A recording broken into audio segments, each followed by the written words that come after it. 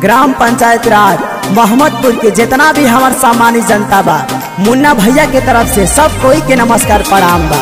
रउआ सबके प्यार आशीर्वाद के इंतजार बा भैया। अब की बार फिर चुनाव के शंखनाद हो चुकल बा, तो अब की बार भुलाए के नहीं थे, अपना मुन्ना भैया के ही मुखिया बनावे के बा। मुन्ना भैया खानी के हूँ नहीं थे सोना, झूठा हूँ के विरोधी मोछा थे सोना। मुन्ना भैया खानी के हूँ नहीं थे सोना, झूठा हूँ के विरोधी मोछा थे सोना। मुन्ना भैया ईमानदार बाड़े सच्चा उम्मीदवार, वोट मांगस घरे घरे घुमाता रे हो कि हौवे करम ठसियोग्य मुखिया योग्य बाड़े हो कि हौवे करम ठसियोग्य मुखिया योग्य बाड़े हो। घर बैठे चुनाव प्रचार कैसेट बनवाएं मात्र 1 घंटा में किसी भी सुपरस्टार गायक गायिका की आवाज में। शारदा डिजिटल रिकॉर्डिंग स्टूडियो से प्रोप्राइटर हैं भोजपुरी के मशहूर गीतकार संजीत मदहोशी।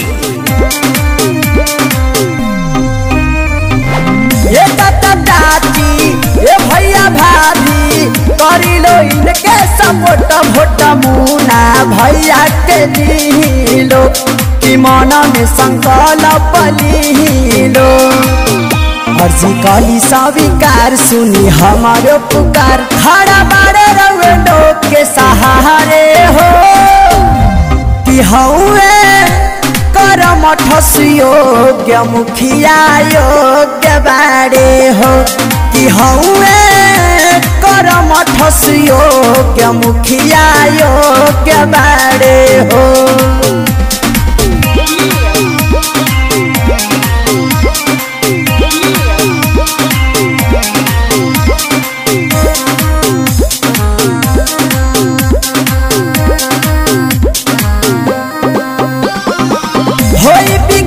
हो चपकल पास हो रही ना कुछ अधूरा की काम सब पूरा करी है हो कि सब कर दुखवा हरी है हो।